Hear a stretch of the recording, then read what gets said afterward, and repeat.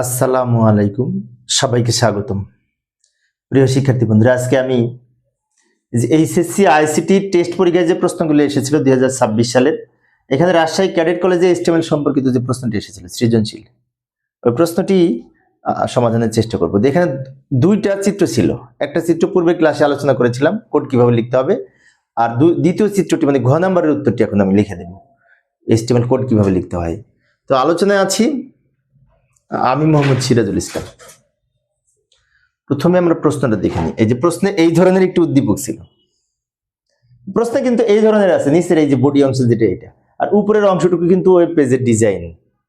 আমি এটা ওই ওয়েব পেজের যে মেন যে কাঠামো, আমি HTML কোড লিখে সেখান থেকে অরিজিনাল যে আউটপুট সেটা এখানে ক্রপ করে দেখিয়েছি, যার কারণে এই উপরের অংশটুকু দেখা যাচ্ছে। পরীক্ষার হলে কিন্তু এটুকু নাও থাকতে পারে, পরীক্ষার হলে থাকবে এইটুকু, মানে এইটুকুর জন্য আমরা কোড লিখবো, উপরেরটুকু নিয়ম রক্ষার্থে HTML এর যে স্ট্রাকচার সেটা। এবার প্রশ্ন বলেছে উদ্দীপক 2 এর আউটপুট প্রদর্শনের জন্য HTML কোড লিখো। তো এখানে টেবিল আছে, তো এই টেবিলে প্রথমে আমাদের দেখতে হবে কয়টা রো এবং কয়টা কলাম আছে। 1 2 3 4 5টা, 1 2 3 4 5টা রো আছে। তারপর টেবিলের রো তৈরি করার জন্য টিআর ট্যাগ ব্যবহার করতে হয়, টিআর ট্যাগ ব্যবহার করতে হয়। তার মানে কি 5 বার টিআর ট্যাগ ব্যবহার করতে হবে, টিআর ওপেন টিআর ক্লোজ। ভালো করে লক্ষ্য করি। এবং প্রথমে যে টিআর ব্যবহার করব সেই টিআর এর মধ্যেই 3টা হবে, 3বার টিডি দিতে হবে। আবার পরের যে টিআরটা ব্যবহার করব সেই টিআর এর মধ্যে একবার টিডি হবে, মানে ডি লেখা খালি। তারপরে যে টিআর ব্যবহার করব তার মধ্যে 1 2 3 এই 3টা হবে। তারপরে যে টিআরটা ব্যবহার করব এইটা আর এইটা হবে। সবার শেষে যে টিআর ব্যবহার করব তার মধ্যে একটা টিডি হবে।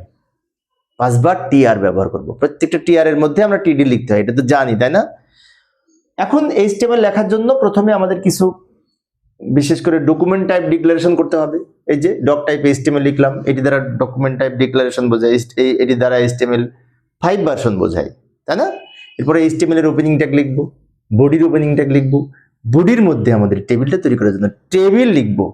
টেবিলের মধ্যে আমরা 3টে অ্যাট্রিবিউট ব্যবহার করেছি, ভালো করে লক্ষ্য করি।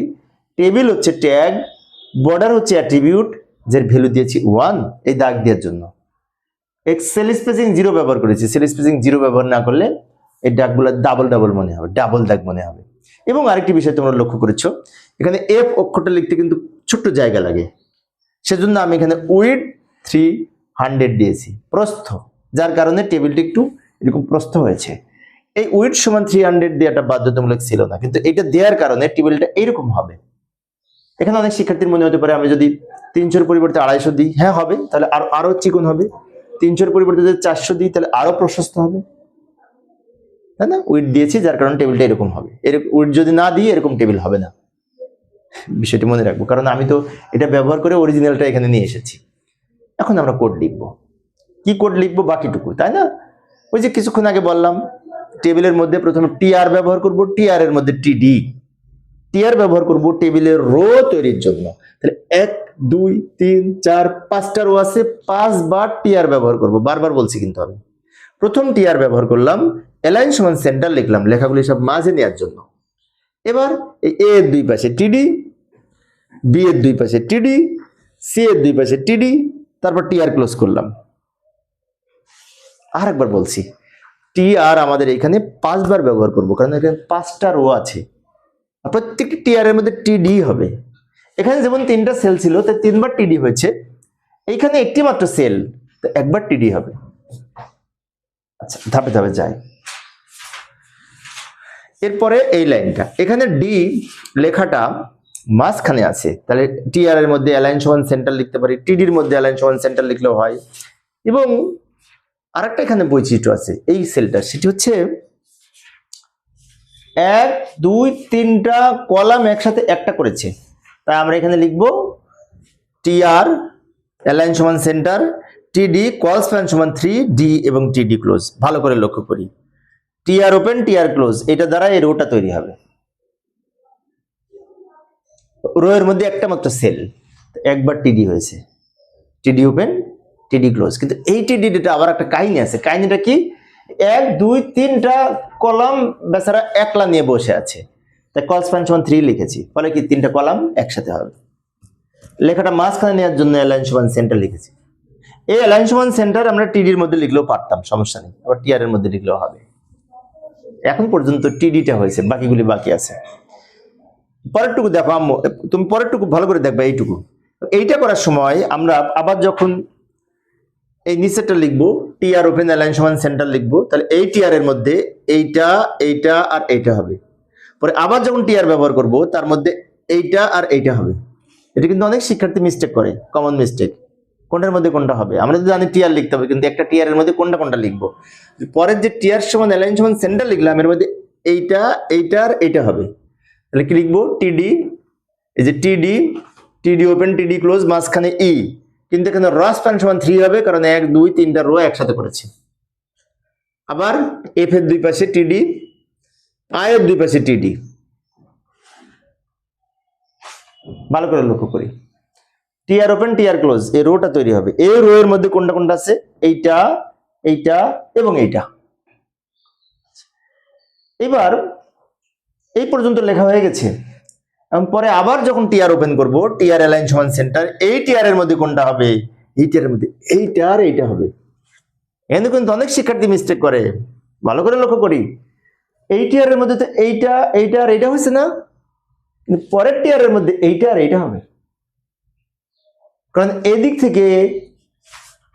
থেকে 4 নাম্বার হচ্ছে এইটা, 1 2 3 4টা, 4 নাম্বার টিআর এর মধ্যে এইটা, আর এখান থেকে 1 2 3 এইটা। আচ্ছা, তাহলে আমাদের এইখানে এই কি করব? টিআর ওপেন টিআর ক্লোজ করব। এই টিআর এর মধ্যে দুইটা হবে, এটা আর এইটা।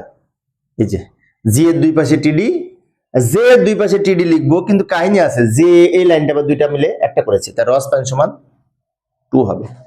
ভালো করে লক্ষ্য করি, টিআর ওপেন টিআর ক্লোজ, এই রোটা তৈরি হয়েছে, এই রো এর মধ্যে এইটা আর এইটা। এটা তো নর্মাল লেখা, তাই টিডির মধ্যে লিখছি, বাট এটা কিন্তু দুইটা রো একসাথে করেছি, তার র স্প্যান সমান 2 লিখেছি। ওকে, এখন সব লেখা হয়ে গেছে, এইচ বেচারা বাকি আছে। এইচটা লেখার সময় কিন্তু টিআর ওপেন টিআর ক্লোজ করব, একটি মাত্র টিডি হবে। ভালো করে লক্ষ্য করি, টিআর ওপেন অ্যালাইন সমান সেন্টার লিখবো, এইচ এর দুই পাশে টিডি লিখবো। তাহলে ঘটনাটা কি হলো? প্রথম টিআর এর মধ্যে এইটা, পরের টিআর এর মধ্যে এইটা, তারপর থার্ড টিআর এর মধ্যে এইটা এইটা এইটা, ফোর্থ টিআর এর মধ্যে এইটা আর এইটা, শেষের টিআর এর মধ্যে এইটা, এবং প্রত্যেকটা টিআর এর মধ্যে আবার টিডি হবে। আমাদের এই কোড লেখা শেষ, লাস্টে কিছু ক্লোজ করতে হবে। টেবিল ক্লোজ করব, বডি ক্লোজ করব, এইচটিএমএল ক্লোজ করব, তিনটা ক্লোজ হবে লাস্টে। এই ছিল আলোচ্য বিষয়।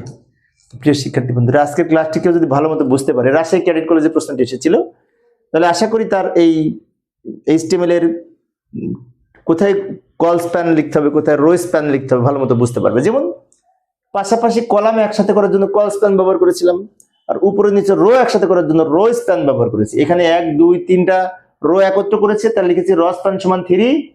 এখানে 2টা রো একত্র করেছে, তার লিখেছিলাম র স্প্যান সমান 2। এইভাবে আমরা টেবিল অঙ্কন করতে পারি। আশা করি তোমরা এখন পারবে। তো প্রিয় শিক্ষার্থী বন্ধুরা, এই ছিল আজকের আলোচনা। আমি শিক্ষার্থীদের অনুরোধে টেস্ট পরীক্ষার প্রশ্নগুলি সমাধানের চেষ্টা করতেছি। আমি একজন সরকারি কলেজের শিক্ষক। রোজার মাস, রমজানের আজকে মনে হয় 21 রমজান। যাই হোক, কথা বলতে কষ্ট হচ্ছে, তারপরে তোমাদের অনুরোধে ক্লাসটা নিচ্ছি। পরিশেষে সবাই ভালো থাকবে, সুস্থ থাকবে, এই কামনায় খোদা হাফেজ।